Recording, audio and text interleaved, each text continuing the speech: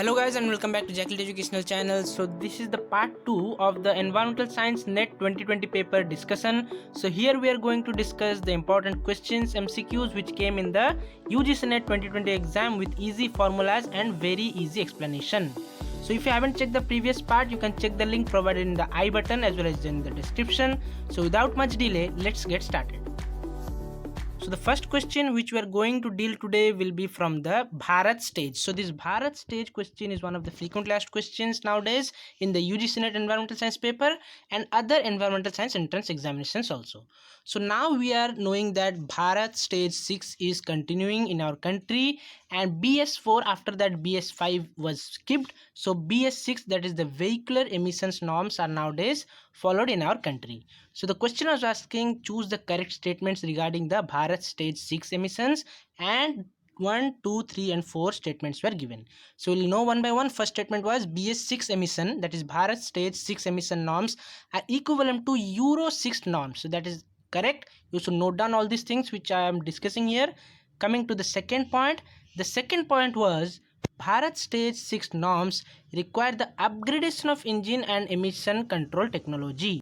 So this statement is also very correct regarding BS6. That means it says that we should upgrade the engines in our vehicles to control the emissions. The third point statement was BS6 norms are applicable to all categories of the vehicles including 2, 3 and 4 wheelers. So that is also important. Kindly note down these three statements are correct. And the final fourth statement was incorrect. So what was that? The statement was BS6 norms do not require any change in the fuel quality will be incorrect, because according to the BS6 norms we need to change the fuel quality in order to prevent the harmful emissions. So option D will be wrong. So that means A, B, C will be correct. That means option number 1 will be correct.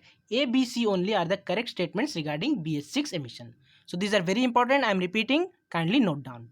Coming to the second question. The second question was a numerical and it was a very easy numerical if you know the formula.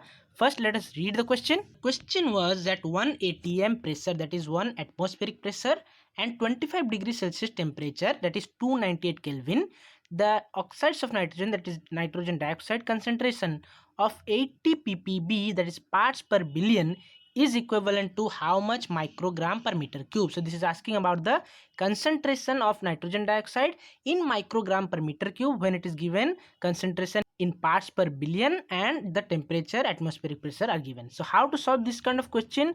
Let me take you to the next slide where we will solve this question with the help of a chocolate formula. So the formula is the concentration in microgram per meter cube is equal to concentration in parts per billion, that is ppb, multiplied by the molecular weight of that substance given, divided by 24.45. So what is this 24.45?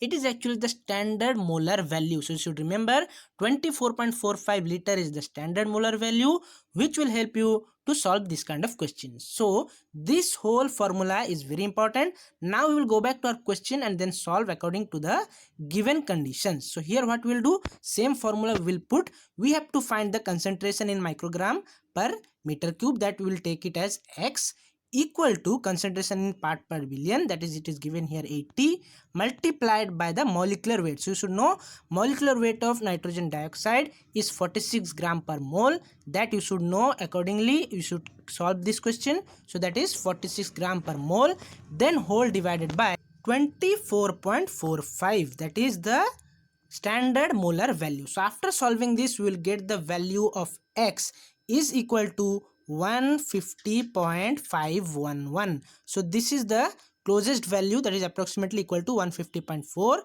microgram per meter cube. So option number 4 will be the correct option. So you should remember that formula, that is concentration in microgram per meter cube is equal to concentration in parts per billion multiplied by the molecular weight divided by 24.45. So I hope you are able to clear this doubt. Let's move to the next question.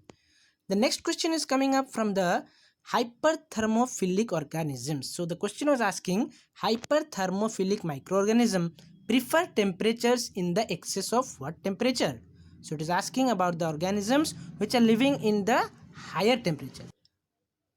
So to know the answer of this question, let's move to the next slide and know a bit about hyperthermophile. So hyperthermophile, actually from the word you can say that thermo means temperature and here hyper means more. So more temperature the organisms which are living in extremely hot environments, that is from 60 degrees Celsius, that is equivalent to 140 degree Fahrenheit and upwards, are called as hyperthermophile organisms. So here one more thing you should note down, that here the thing is an optimal temperature for the existence of hyperthermophile is often above 80 degrees Celsius. So existence of hyperthermophiles, the optimal temperature should be above 80 degrees Celsius, that is equivalent to 176 degree Fahrenheit. So here in the question it was asking what will be the microorganisms prefer, that means they will prefer the temperature in excess of more than 80 degrees Celsius. So option number 2 will be correct here, because they are having the existence in the optimal temperature of above 80 degrees Celsius. And two more things important which are you should note it down, that hyperthermophiles are often within the domain archaea, and some bacteria are also able to tolerate temperatures around 100 degrees Celsius, that is around 212 degree Fahrenheit. And one you should remember is that the cell membranes of this hyperthermophile contains high level of saturated fatty acids. So this question can also come, to retain the shape at the high temperature, these saturated fatty acids are present in the cell membrane of hyperthermophiles. So let's move to the next question. The next question coming up is from the assertion and reasoning. This is also very interesting. We'll know a bit concept related to this. Let's read the assertion statement. The statement was solar and wind energy system require quite large structure relative to power produced. So this is very easy, because we know for solar plants we should be having large area for the solar panels, and for wind energy we should be having a large area for the windmills. This is a very bad diagram, but for windmills as well as for the solar cell, solar panel, we need a large area, and that according to the relative to the area the power produced is lesser. So this is the correct statement. Next thing is reason. So in reason states energy flux densities associated with the solar energy and the wind energy are on average small. So it is telling the energy flux densities are less. That small means they're telling it is less than the in the case of solar and wind energy. How? So that we should take an example, that solar energy flux density, the formula is solar irradiance, which is given as watt, that is the energy, divided by per area. So area will be how much? Area will be in meter square. So this is the formula of solar energy flux density, that is solar irradiance per area. So area you can see it is in denominator. So we have discussed that they need larger areas, larger structure. So area will be large means denominator will be large. So if the denominator is large, the energy flux density will be small, because it is inversely proportional. So in this way we can say that it is also a correct statement, because as that needs the solar energy as well as wind energy larger areas, so their energy flux densities will be small, because the energy flux density is inversely proportional to the area, that is in meter square, that is the SI unit. So both the statements are correct, and reason is the correct explanation of the assertion. So option number 1 will be the correct option. So I hope you are able to clear this doubt. Let's move to the next question. The next question is coming up from the match the following. Yes, this is very easy and sometimes it will be very difficult also. But the question is, in this match the following, in list 1 instruments are given, and in list 2 we have to match with the correct function of these instruments. So we will start with the lux meter, because lux is the word which we are often used, because lux soap we are using. So from lux soap you can say that that thing is visible to us, because lux soap is visible to us from our childhood. So that thing will match with, to measure the visible light flux, you can remember like that, lux meter is used. And we don't know what is Campbell-Stokes recorder, pyroheliometer, pyranometer. We haven't seen, it is not visible to us, because lux soap is visible to us. So lux meter is used to measure the visible light flux. In this way you can remember. Similarly, coming to the next thing, that will go back to the option A, that is Campbell-Stokes recorder. It is used to measure the sunshine duration.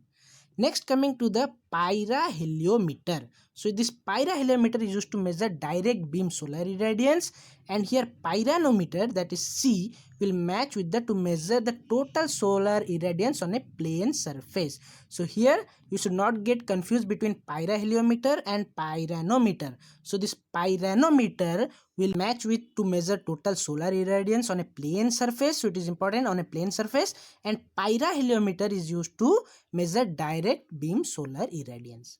So these things are very important, kindly note down. So let's move to the next question. The next question is coming up from the environmental geology, the rock section. The question was asked that a rock composed entirely of crystals is said to be of what kind of rock? So here you should read the options, then I will reveal the answer. Here the correct option will be the rocks which are composed entirely of crystals are called as holocrystalline rocks. So you should note down, and we will also know what are hypocrystalline, microcrystalline and holohyaline. So easiest will be microcrystalline. That means the rocks where the crystalline structures are can be analyzed with the help of microscopes, that are called as microcrystalline rocks. And next, coming to the hypocrystalline rocks. So the hypocrystalline rocks are the igneous kind of rocks which are mixture of the crystals as well as glass. So these are the mixture of crystals and glass, that's why they are hypocrystalline, they are called. Now coming to the holohyaline. So holohyaline are the rocks which are having the entire composition of glass or glass like substances. So this is the difference between hypocrystalline, that is having the mixture of crystal as well as glass, but holohyaline is only having the glass kind of or glass structure composition. So here this question was asked about the composition entirely of the crystal. So entirely crystals will be holocrystalline, entirely glass will be holohyaline, and mixture of glass and crystals will be hypocrystalline, and microcrystallines are seen with the help of microscopes. So I hope you have learned something from this video. If you enjoyed this, don't forget to like this, subscribe the channel to get all further updates, and yes, don't forget to hit the notification icon so that you can get the notification as soon as I upload any video.